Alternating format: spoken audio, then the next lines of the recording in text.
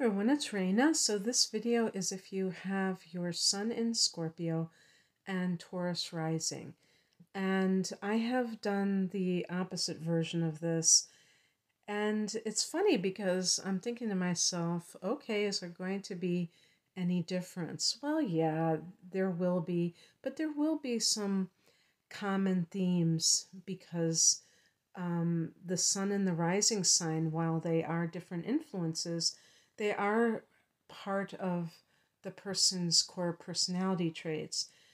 But we can start with the rising sign because that can give the appearance. And with Taurus rising, it means that the person is ruled by Venus. Your rising sign determines your ruler. The ruler of your rising sign determines your ruler. And so, because Venus is your ruler, you could be physically attractive. I'm a sun in Sagittarius and I have Taurus rising myself. And especially when you are on the younger side, you may be very aware of your appearance and trying to play up your appearance. But unlike Scorpio, which is really like I'm talking about in terms of Scorpio rising with the sun in Taurus, I think that in that configuration, it's more of a desire to seduce. And there's a difference between attracting and seducing, as far as I'm concerned. And Venus is the attractor, and Scorpio has a seductive quality. And I think of seduction as a power play of sorts. And I think of attraction as simply wanting to be beautiful. So it's like being a flower or something like that. Yes, of course, because both the signs of Scorpio and Taurus are looking for a relationship, there probably is a good deal of that as well as the motivating factor of like, okay, if I'm attractive, I will attract a partner. So it's not just about attracting a one night stand, it's really about having a long term relationship. So, yeah, there's some of that too. But it is going to be something that you identify with is your physical appearance. And the way that I see Taurus versus the other sign that is ruled by Venus, which is Libra, is that Taurus is the word that came into my mind is crude, which is not a good, not very flattering word. But remember, I'm Taurus rising too. But it's like more earthy in terms of how it chooses to display its beauty. Or a man, you could say they're handsome, attractive qualities. Remember, we say the word attractive to mean somebody that's good looking, but it's interesting that it is attractive. You know, that has the word attract in it. And basically, the idea is that whatever is the easiest way to gain attention from the gender or whatever you want to call it that you're looking for is through physical appearance. Now, they say that males tend to be more visually stimulated than females are. But you can definitely, say that some women are very attracted to men who are good looking, or people who are good looking, let's just say that. So it's not just men who are like that. And so either gender who have Taurus rising may choose to play that quality up within their I was going to say their personality, but their the way that they present themselves, which is what the rising sign really is all about. It's also your mannerisms, how you act when you're in social situations.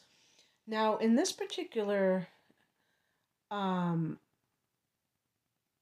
configuration, really what's happening is that Taurus is a very straightforward sign because it's the first Earth sign. So there's like kind of like this, almost like this innocence with Taurus. Like what you see is what you get. And so it's kind of refreshing because Taurus doesn't tend to have a facade. Well, the rising sign is your facade. So it's going to be very down to earth. It's going to be very, um, unpretentious. Okay. But the thing is that that is almost a facade of you being unpretentious because you are, or well, I don't know about unpretentious, but innocent because your true nature is your sun sign, and that is Scorpio. So it's a lot more complicated than you're letting on. Now, whether you're doing that intentionally, I don't know. But I was thinking of that line from Britney Spears where she goes, "I'm not that innocent." You're not that innocent. I might use that as a title. Um, and again, Taurus can be very overtly sexy, where they're just like showing off their body, especially like a woman, a man. I guess some men can show off their body too, but trying to be as sexy as possible. But even that's not really deep, and that certainly isn't very complex. Um, and yet you are, because your sun is in Scorpio. Now, it is very possible that when you were growing up, you had an experience where, I'm going to say, as a, for females, as a girl, if you, especially if you were early to develop, where you were getting unwanted attention, um, way too early, and maybe even uh, more serious things occurred um, with that, because and that can cause some confusion and problems in and of itself, because with Scorpio and with Taurus, the subject of sex can be kind of a loaded issue sometimes, especially with Scorpio, because Scorpio is associated with trauma. I'm talking about the eighth house, secrets, trauma, taboos, things like that. It's not uncommon for a Scorpio, somebody with a prominent Scorpio, to experience sexual abuse of some sort, or at least harassment, or somebody making that a central issue. And Scorpios tend to take sex very seriously. Not to say that Taurus doesn't, but Taurus is an earth sign, so it's not emotional about it. Taurus doesn't. Taurus is earthy, so pleasure is what Taurus is all about. But Taurus is a possessive sign, so when Taurus is in a relationship, for sure, they do not want the person that they're with to be seeing other people and flirting and things like that.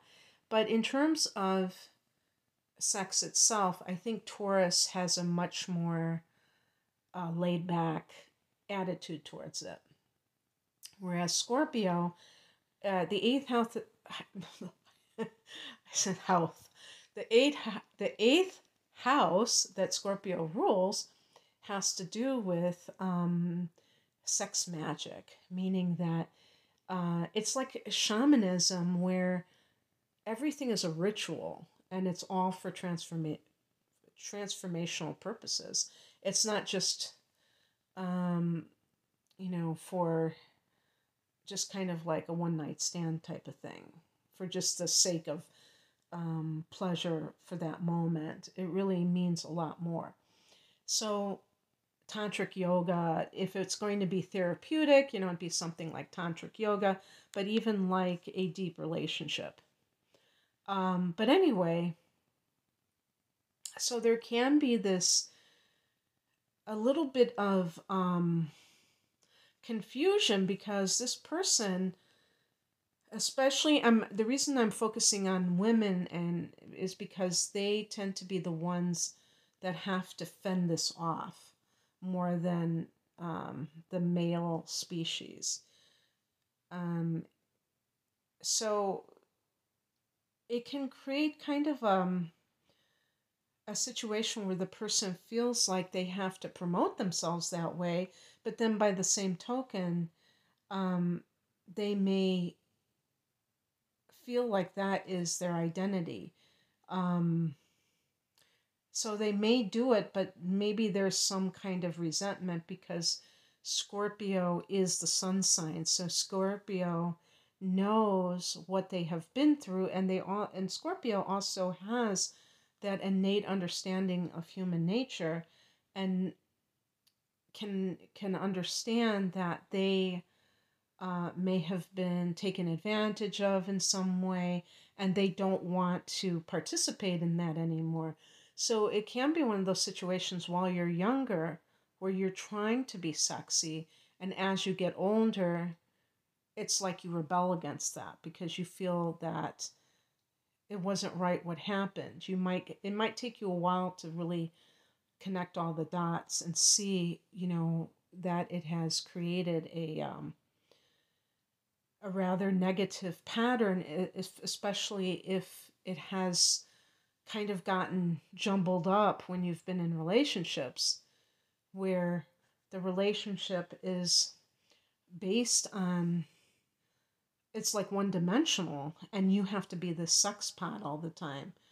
And really, you have presented yourself that way. So um, you might even say to yourself, I can't really complain because I acted like this was who I was when really I'm so much more than that.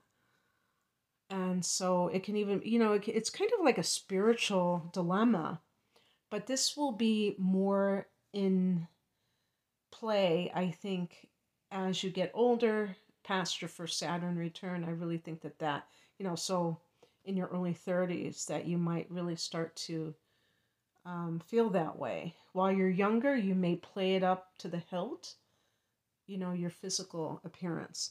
Um, in terms of careers, I don't really see the rising sign as being that influential. Scorpio certainly can be a sign that is very into anything that has to do with psychology, but also I would say criminal justice, like, a detective. Scorpio people, especially if you have Mercury in Scorpio, you may love mysteries and things like that, and true crime, and be fascinated by the darker side of life that includes criminals and their motivations for what they do. But I also think that anything that has to do with psychology in general, it could be in any area, but even like sex therapy, I could see a Scorpio person really excelling in that with Taurus rising because um, because of what I had said earlier, that you may have also dealt with something in that um, sort of area in your own life, and you want to kind of elevate people's interaction with sex, so it's not something that is treated like a dirty joke, but it's also not something that is exploited. um, that you teach people how to have a balanced approach to it. And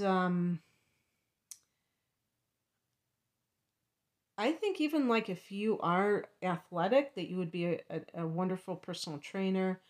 because both Pluto and Mars rule Scorpio.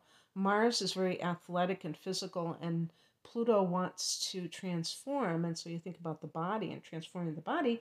And Taurus rising is an earth sign, so it can be very good at doing something like that because it has a natural tendency to be in touch with the body.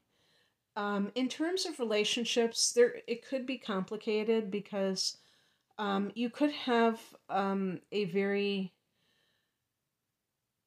you could have a tendency with the Scorpio sun, and you may have other inner planets in Scorpio, like Venus and or Mars in Scorpio, which would add to this, to trust issues in relationships.